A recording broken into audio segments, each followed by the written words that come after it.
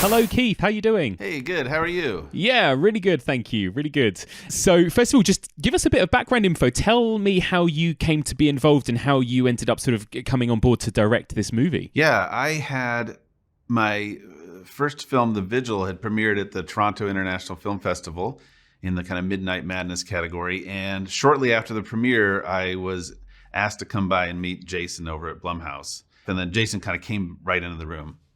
Door burst open, he slid in. He was like, I know what your next movie is going to be. I was like, great. What is it? Good to know. Good to know. And he's like, it's Firestarter. And of course, I was familiar with Firestarter. I'd read the novel. I'd seen the original adaptation.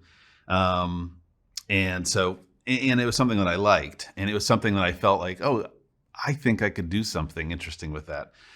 And then I read the script on my flight back home, and by the time I landed, I'd kind of really fallen in love with it, and so then began the process. And of course, we got into development right before COVID hit, and then that gave us a decent delay. But that was kind of the genesis of it, and it was something that I don't think I ever had any idea that I'd make a Stephen King film. That was never something that I thought, whatever, it was possible. I'll tell you a funny story. In 2017, I was at the Overlook Film Festival, which was the inaugural year, and it was on Mount Hood, the Shining Hotel. Yeah. And there was a screening there, and Jason was there with Akiva Goldman, the other producer on Firestarter, and they announced Firestarter. This is 2017. I was in the third row. I was going to be making my first short film like a few months after that. But it was funny looking back at it that I was in this audience, just a fan, just at a film festival myself. And then years later, I'm the one that directed that movie. What are some of the, I know obviously you didn't write the screenplay, but what are some of the hurdles in bringing this Stephen King story to the screen? Was there a lot that had to be removed, stripped back? Tell us a little bit about that process from book to screen. Yeah, no, it's always tricky in terms of adaptations. You'll read, there's a lot of times people will give me a book or tell me about a book and they're like, this should be a movie. It's got to be a movie. And you'll read it and there's like one chapter with some action set piece that if you filmed would be 90 minutes long. This one chapter. Yeah. Like, it's impossible. Even novellas that are 100 pages long are difficult to adapt.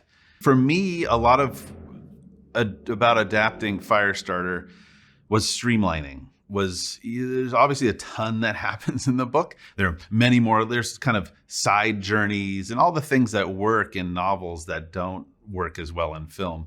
It was streamlining it again even more, just to focus as much as possible on the relationships, in particular between Andy and Charlie, and keeping up with their momentum of them going, because it's weird in that the story has a road movie piece of it, where they're traveling and they're on the run. And for me, this was more about getting the things in the book that I appreciated most in terms of the father-daughter relationship, in terms of messages about parenting, in terms of Charlie's powers, how they manifest what they do. And it is kind of focusing in on that stuff and making that the core of the story versus a lot of kind of plot mechanics. Yeah, that's really interesting, isn't it? I was thinking about, we've had so many, obviously, Stephen King adaptations over the last 30, 40 years, some hugely successful, some not successful at all. And I just wondered, in your opinion, what is it that the best filmmakers that adapt some of the best adaptations of Stephen King's work, what is it about Stephen King's work that they get right, do you think, that makes a successful Stephen King adaptation? I think it's the characters. I think it's the core, because I think that's why people, even though, we all love the scares and the gross outs, because he's a king, so to speak, at doing the gross out stuff. It's those characters. We want to follow these people and know where they're going and know what's going to happen. We care about them, even the despicable ones. And so I think that for the Stephen King films that I like the most, those are the ones, something like Stand By Me, while it's not horror, you love those kids. You see yourself in those kids, this journey. And I think it's being true to his characters, letting his characters, the way he's kind of crafted them, guide the story versus coming in as kind of big spectacle. Like I'm gonna show you Stephen King created this in crazy world, and I'm gonna show it to you in all its glory. It has to have that beating heart, which I think his books all do. There's a very human. Yeah, I completely agree with you. He for a writer with such a reputation as scaring the shit out of everyone, right? He does have so much heart. Like his movies will. Or his books or his stories are just as likely to make you cry, aren't they? As they are terrify you, kind of thing. I think that's an interesting balance to get, I suppose. Yeah, and it's that sort of extremes, right? Those big emotional swings that you like in the material. Whereas if you were to compare Stephen King to like H.P. Lovecraft had a very scientific, very cold, very rational approach. Like he didn't care about the characters. It was more about the world and what was happening to them. And those stories are fun and they're scary and they make you think of the kind of larger nihilistic cosmic horror thing that he's doing. And King gets into that because King, of course, is a fan of Lovecraft and he knows how that works. Like certainly something like Revival, he's able to plug into that. But his characters are in that world, but they feel like real fleshed out flaws and all people. That's the hard thing about adapting his work. But I think that the films that work the best, that's where they're succeeding. Apart from that one, like what feels like an anomaly, right? The big exception, which is Stanley Kubrick's The Shining, because that is such a strange exception, isn't it? Because I guess you could say it's a really good film, but not a great King adaptation in a weird way. Certainly, right? King would probably say that, right? And I think he has gone on record to say that it's a very good film. And it's an incredibly good Kubrick film, but it's not a great Stephen King film. Especially for people who love the book, and it is rooted in the character, right? It's Jack's. It's how the character's portrayed in terms of how King saw him going into that hotel and what the hotel did to him, versus Kubrick saying, "Here's this messed up guy, and he's going into this place." But I do love The Shining, and I think it's just the epic quality of Kubrick's filmmaking. It's just a technical marvel, and it is. I remember seeing it as a kid and being very frightened by it, and so much of it's like the score.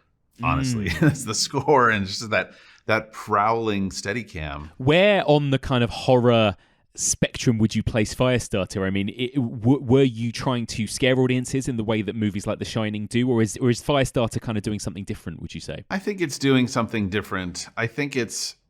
I was trying to be true to the book in that the book, it has bits of science fiction. It's kind of pushing into, the realm of, I feel, Firestarter and Carrie before it were, I think, heavily influential on comic books, particularly in the 80s, the New Mutants and these sorts of things. The experiment that leads to powers, this sort of stuff. I was trying to get back to what King had originally kind of envisioned with the book to try to peel away some of the superhero stuff that comes around with like pyrokinesis. And the book itself to me, the book has always felt like a conspiracy thriller with some horror elements and some dark, scary moments.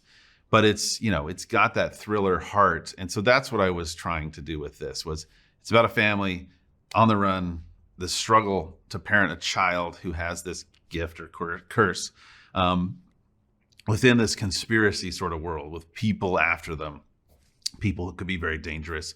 And the scares, the kind of the discomfort was around Charlie mostly. Like, what is she going to do? She's going to get upset. What's going to happen?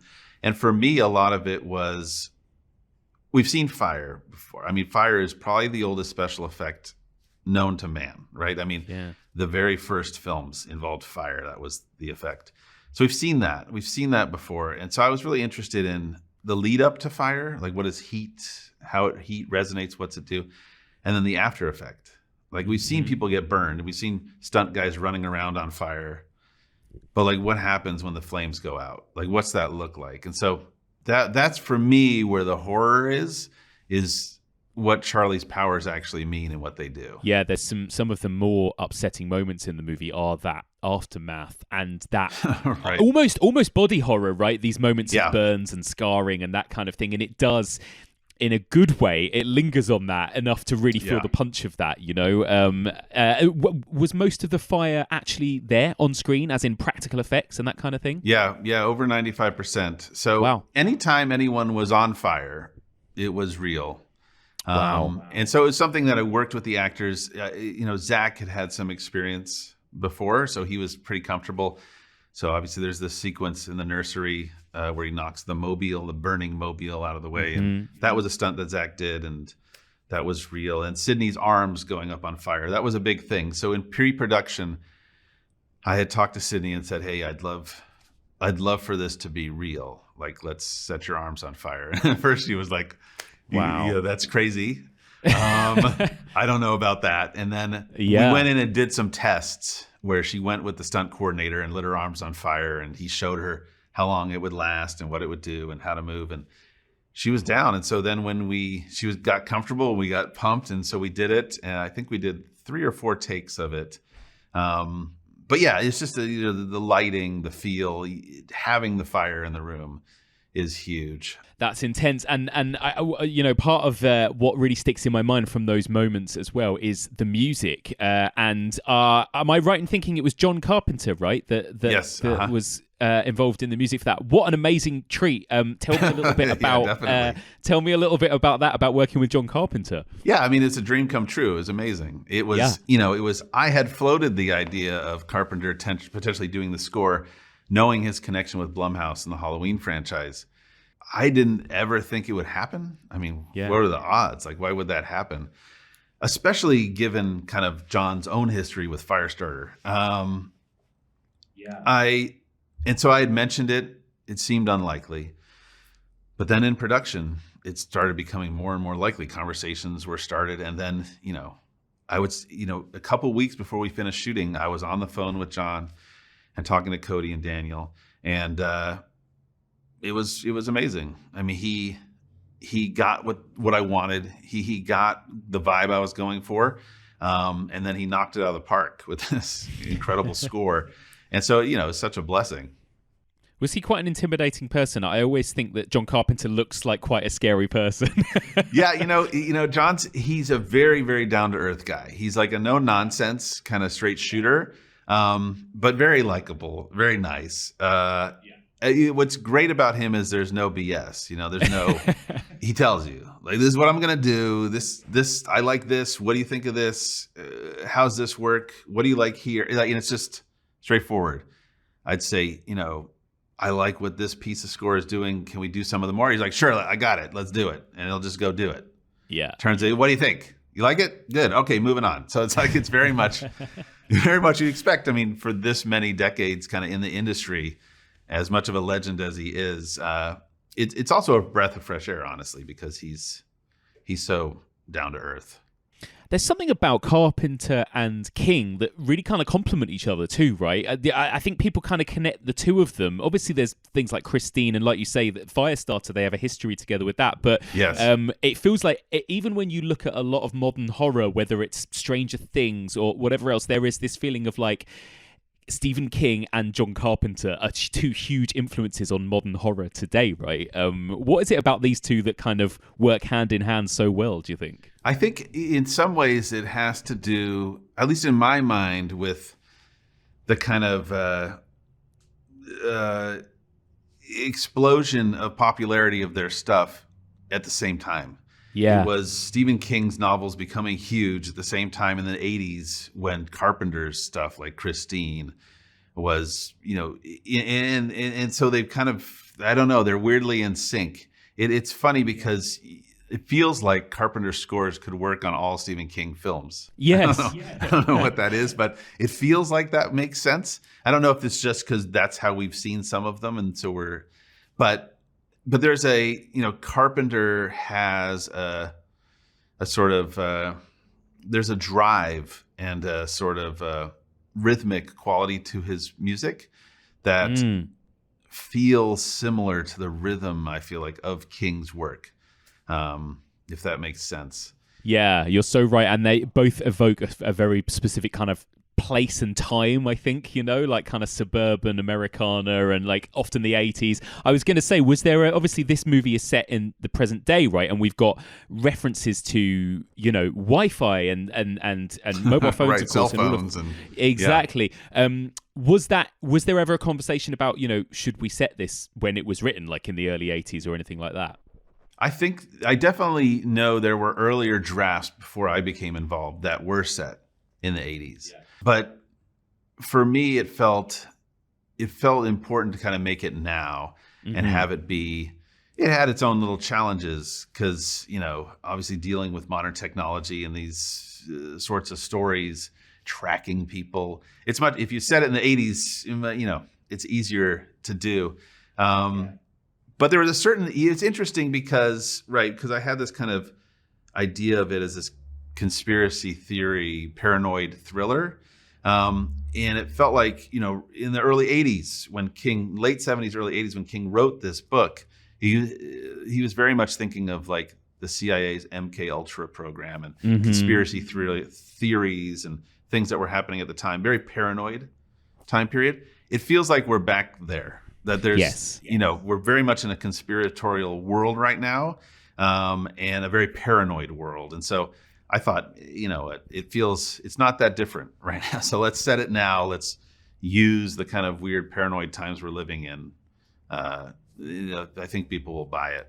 How involved has Stephen King been in this project, and has he seen the movie yet? Do you know what he thinks? Yeah, so King was involved a lot. I think most of his involvement was before I got attached. Right. He had seen the vigil and he had approved me to do the film. I never spoke with him, but he had read the script. He really loved the script. And so he had kind of given all his thumbs up in terms of moving forward. Last time that he watched it, a cut of it, I know he'd seen a final cut recently that he was really happy with. And one of the things he said was he felt that it, was positively streamlined. Like the streamlining thing that I talked about was something that he appreciated about it, that he thought, yes, that's what I wanted. And he loved Zach's performance. He thought Ryan was great. That's very, very cool. So what's next for you, Keith? Do you any upcoming projects that you can tell us about after Firestarter? I've got a bunch of things swirling around, a couple scripts that I've written that are slowly making their way into various stages of this and that. Another adaptation that I'm working on of another well-known author I won't mention, but all horror for the most part. I love it. That's definitely where I live, so that's what it's going to be. That's so great to hear. I was going to say, it's always a joy to chat to a director that actually embraces being a horror director, that you're not necessarily, doing this as your first project and then go off and do something more. Right. No, whatever. Not using it as a jumping off point because I really want to do a superhero movie or I really want to do this drama. No, it's horror. I love it. And that leads me nicely to my last question, which I love to ask all my guests. Keith, what is your favorite ever horror movie? It's tough. When I think of my favorite horror films, I think there's like 103 of them. Yes. And they shift from time to time. It's just a different one. So one that I'll bring up that I don't think people think of it as horror, honestly. It's not traditional horror, but it's a movie that I think is incredibly disturbing and for all the right reasons. It's called Taxidermia, and it's from, I believe it's Hungarian. It's from the mid 2000s, and it involves this generations of these men in this family who have these kind of weird, quirky abilities. And it goes into some imagery that very few horror films would even tackle in ways that are just really astounding, the filmmaking and what's going on in them. So So that's one that I'd mention. It's a movie that I dearly love, that I think very few people have seen. That I would classify as a horror film, though. It's definitely not within the realm most people think of. Keith Thomas, thank you so much for your time. It was lovely to chat to you. Take care. Looking for more horror content? Subscribe now for more videos like this one, and listen to the Evolution of Horror podcast. Head on over to evolutionofhorror.com.